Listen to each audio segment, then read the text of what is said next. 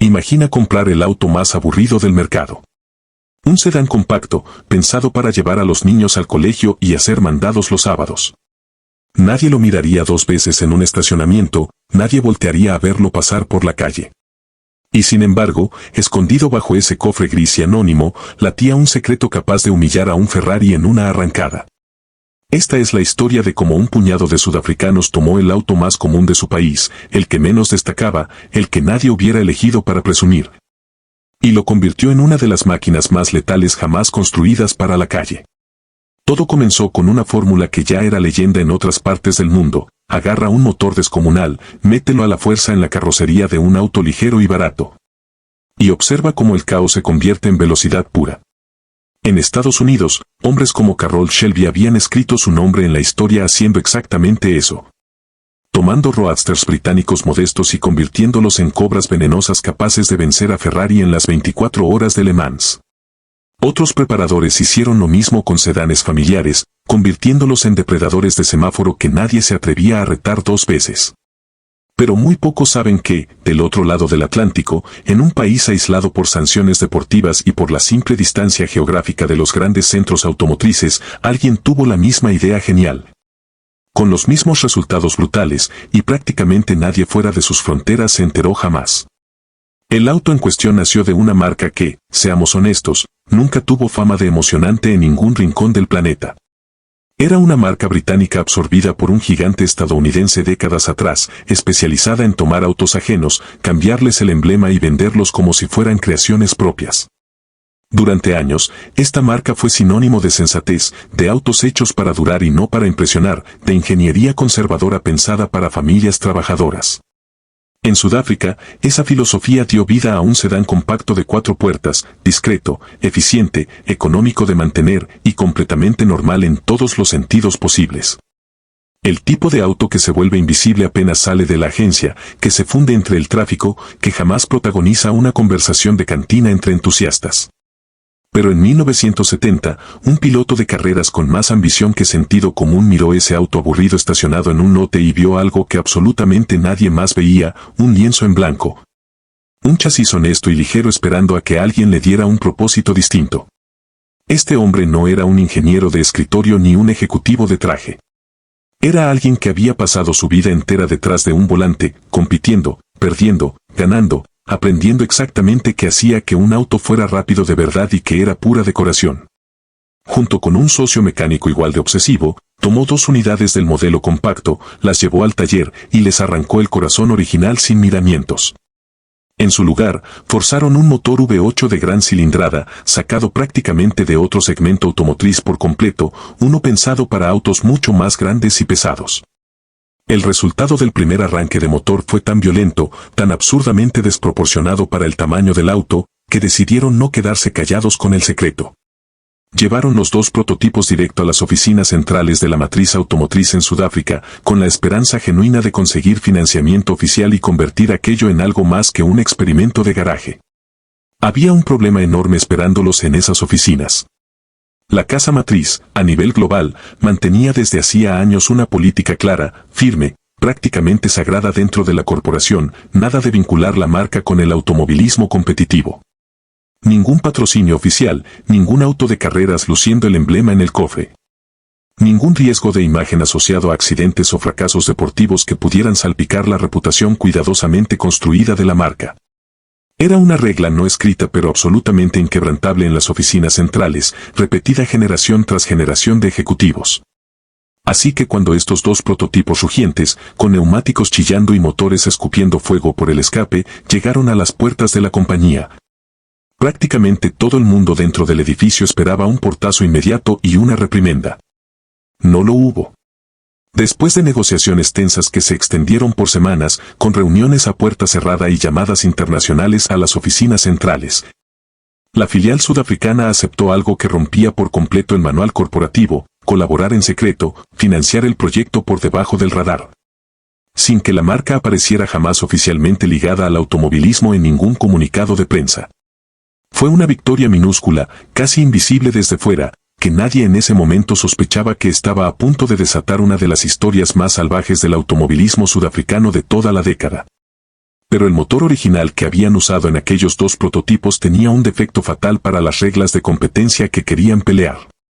Sobraba por apenas unos centímetros cúbicos del límite de cilindrada permitido por la categoría, una diferencia mínima en papel pero absolutamente descalificante en la práctica.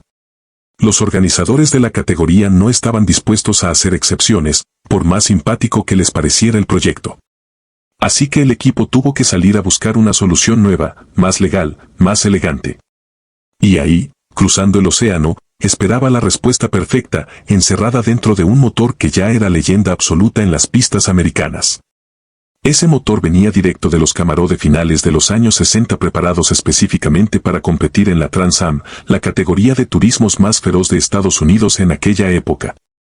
Esas máquinas habían dominado la temporada durante 3 años consecutivos, ganando carrera tras carrera contra rivales de Ford y Chrysler con motores igual de agresivos. En papel, la versión de calle de ese motor producía apenas unos 290 caballos de fuerza declarados oficialmente. Aunque absolutamente todo el mundo dentro de la industria sabía que esa cifra era una mentira piadosa de fábrica, una subestimación deliberada para no alarmar a las aseguradoras ni a los reguladores. Las versiones preparadas exclusivamente para pistas superaban con facilidad los 400 caballos reales, con una respuesta de aceleración que dejaba pegado al asiento a cualquier piloto sin experiencia. Con una relación de compresión brutal de 11:1, prácticamente al límite de lo que la gasolina comercial de la época podía tolerar sin detonar prematuramente. Y un carburador gigantesco capaz de tragar cantidades absurdas de aire y combustible en cada respiración del motor, era una pieza de ingeniería diseñada para una sola función en la vida: destruir a cualquier rival en línea recta sin piedad alguna. El problema, el verdadero problema, era que este sedán sudafricano no era, ni de lejos, un auto muscular pensado para absorber tanta potencia. Era un compacto económico de fábrica, con ruedas diminutas de apenas 13 pulgadas de diámetro, pensadas para minimizar el desgaste de neumáticos en el uso diario. Y un peso total que apenas rozaba las 2.500 libras completamente equipado, más ligero incluso que los propios Camaro de competencia que habían donado su corazón mecánico. Meter ese motor específico ahí no era simplemente una mejora de rendimiento, era una locura calculada al milímetro. Un experimento de física aplicada que desafiaba todo sentido común de la ingeniería automotriz convencional de la época. Un auto tan liviano cargando tanta potencia bruta se convertía instantáneamente en un misil sobre ruedas, capaz de acelerar de 0 a 100 km por hora en apenas 5 segundos. Una cifra que hoy sigue siendo respetable y que en 1970 era directamente escandalosa para cualquier persona que se topara con esas estadísticas. Su velocidad máxima estimada en condiciones de pista rondaba los 230 km por hora, cifras que rivalizaban directamente con superdeportivos italianos de fabricación exclusiva y precio astronómico. En un auto que originalmente había sido diseñado, presupuestado y comercializado para ir al supermercado los sábados por la mañana. Pero la potencia bruta sin control adecuado es, en esencia, solo un accidente esperando pacientemente el momento perfecto para ocurrir. Si alguien hubiera intentado simplemente atornillar ese motor descomunal a la transmisión y al diferencial originales de fábrica del compacto, sin ningún refuerzo adicional, el resultado habría sido una catástrofe mecánica instantánea, piezas volando en pedazos desde el primer pisón fuerte al acelerador. Así que el equipo detrás del proyecto reemplazó por completo la caja de cambios manual original por una unidad mucho más robusta, diseñada específicamente para aguantar castigo severo y torque elevado sin rendirse. Reforzaron también la suspensión completa con amortiguadores ajustables de calidad competitiva y agrandaron ligeramente los discos de freno delanteros para intentar compensar toda esa potencia nueva. Aunque seguían inevitablemente limitados por el tamaño ridículamente pequeño de esas ruedas originales de 13 pulgadas que nunca fueron pensadas para alojar sistemas de frenado verdaderamente competitivos. Quienes tuvieron el privilegio, o quizás la mala suerte, de manejar uno de estos autos en su época dorada contaban historias que sonaban más a advertencia solemne que a anécdota divertida de sobremesa. Había que dosificar el acelerador con precisión absolutamente quirúrgica, incluso circulando en marchas altas y a velocidades moderadas. Porque las llantas simplemente no contaban con el agarre físico suficiente para transmitir toda esa potencia al asfalto sin perder tracción de inmediato. El auto podía volverse completamente incontrolable en cuestión de un instante si el piloto se confiaba de más, si soltaba el pedal con torpeza, si subestimaba lo que tenía debajo del pie derecho. Y pensar siquiera en llevarlo a fondo, a máxima aceleración, bajo lluvia, con los neumáticos rudimentarios disponibles en esa década, era prácticamente una sentencia de muerte disfrazada de diversión dominical. La carrocería original tampoco había sido diseñada jamás para semejante castigo. Era una estructura pensada desde el tablero de diseño para ahorrar costos de producción en masa. No para soportar las fuerzas brutales generadas en curvas de alta velocidad ni el estrés constante y acumulativo de la competencia profesional carrera tras carrera. El equipo técnico tuvo que añadir refuerzos estructurales adicionales, jaulas internas y puntos de soldadura extra, solamente para evitar que el auto literalmente se desarmara en plena pista bajo la tensión mecánica. Un precio pequeño a pagar, sin duda, considerando que el conjunto final seguía siendo notablemente más liviano que cualquier rival directo de la categoría. Para poder competir de forma completamente oficial dentro del reglamento, las estrictas reglas de homologación de la época exigían algo muy específico y nada sencillo de cumplir. La marca tenía que fabricar y vender abiertamente al público general al menos 100 unidades idénticas de la versión callejera del auto preparado. No una promesa, no un prototipo de exhibición, 100 unidades reales, vendidas, entregadas, circulando por las calles. Así que, sin más excusas posibles, eso exactamente hicieron. Construyeron 100 unidades exactas, todas pintadas de un blanco uniforme y austero, con el cofre delantero fabricado en fibra de vidrio negro mate para ahorrar peso extra. Y con spoilers especiales de diseño agresivo que las distinguían de un vistazo de cualquier otro modelo idéntico circulando por la calle. La campaña publicitaria de lanzamiento jugó de forma inteligente con esa exclusividad matemática. Solo tú, decía el anuncio, y otros 99 compradores más en todo el país podrían tener jamás uno de estos entre sus manos. A simple vista no parecían gran cosa, escondidos detrás de esa pintura blanca discreta, pero eran, sin exagerar ni una sola cifra, más rápidos que prácticamente cualquier otra cosa rodando legalmente por las calles sudafricanas en ese preciso momento histórico. Además de esas 100 unidades de calle vendidas al público, se construyeron 6 unidades adicionales exclusivamente destinadas a competencia profesional, con preparaciones de motor todavía más agresivas y reducciones de peso mucho más extremas que las versiones civiles. Y en pista, la historia se volvió aún más absurda de lo que cualquiera hubiera anticipado. Mientras los Camaro originales equipados con este mismo motor habían encadenado 8 victorias consecutivas en su mejor temporada allá en Estados Unidos, estos compactos sudafricanos, nacidos de un experimento casi clandestino, llegaron a ganar 11 carreras seguidas dentro de una sola temporada de competencia. 11 victorias consecutivas. Un humilde compacto familiar, humillando sistemáticamente a toda la competencia carrera tras carrera tras carrera, sin dejar espacio para la casualidad ni la suerte.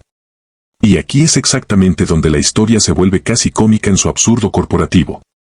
Con esta bestia devastadora ya construida, probada y venciendo en pista, el departamento de mercadotecnia de la filial sudafricana decidió, con total seriedad, que el nombre perfecto para comercializarla al público sería algo parecido a El Pequeño Chevy. Un nombre tierno, casi infantil, elegido para uno de los autos más aterradores y letales que se podían comprar legalmente en el mundo entero en ese momento preciso, no solamente dentro de Sudáfrica. El piloto responsable del proyecto original había querido bautizarlo con el nombre de una serpiente venenosa, algo que reflejara fielmente su verdadera naturaleza agresiva. Pero quien pone el dinero sobre la mesa, pone también las reglas del juego, y así quedó registrado para siempre. Con un nombre que jamás terminó de convencer a absolutamente nadie del equipo original que lo había concebido con tanta pasión.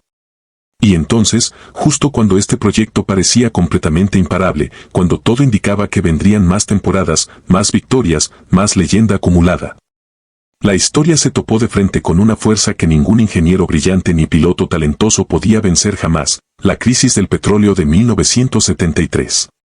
De la noche a la mañana, prácticamente sin previo aviso, el mundo entero cambió drásticamente de prioridades económicas y sociales.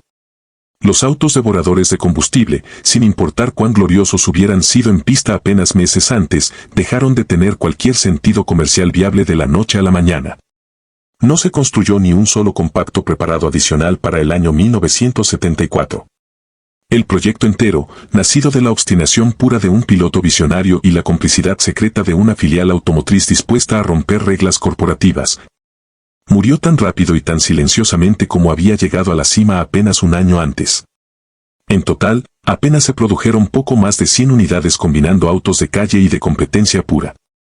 Un capítulo brillante pero brutalmente breve, de apenas un año completo de existencia, dentro de la historia del automovilismo mundial, nacido de una idea que en su momento sonaba completamente descabellada, y apagado abruptamente por fuerzas económicas globales que absolutamente nadie dentro de ese pequeño taller sudafricano tenía capacidad alguna de controlar o siquiera anticipar.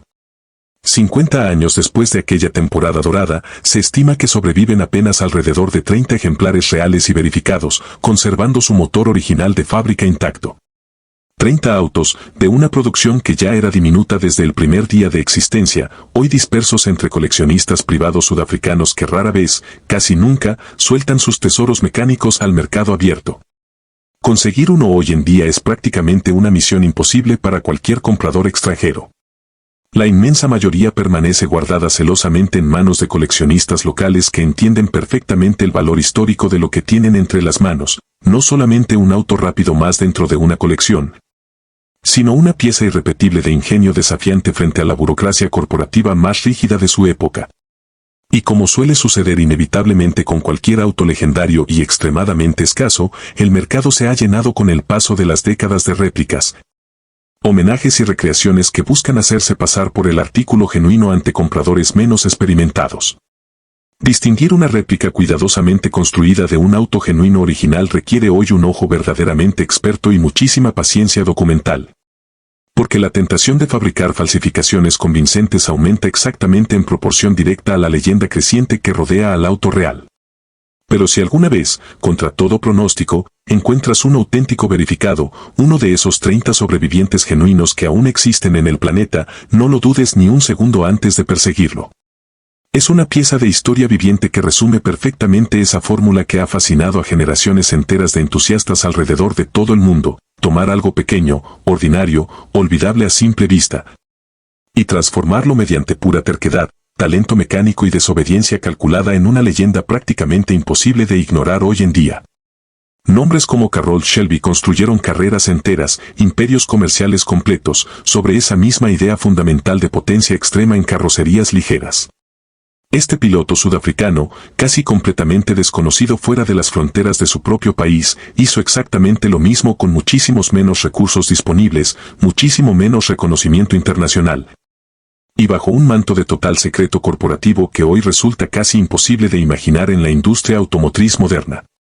Hoy, cuando alguien menciona casualmente los grandes slippers de la historia del automovilismo mundial en alguna conversación entre entusiastas, este nombre rara vez llega siquiera a aparecer en la lista. Y sin embargo, ahí sigue estando, escondido pacientemente entre las sombras menos exploradas de la historia automotriz global, un auto familiar completamente anónimo convertido en devorador implacable de asfalto, nacido de la desobediencia silenciosa frente a las reglas corporativas más rígidas, extinguido abruptamente por una crisis energética global que nadie vio venir, y transformado hoy en el santo grial absoluto de un puñado reducido de coleccionistas alrededor del mundo que saben exactamente, con precisión milimétrica, lo que están buscando cada vez que revisan un anuncio dudoso en Internet.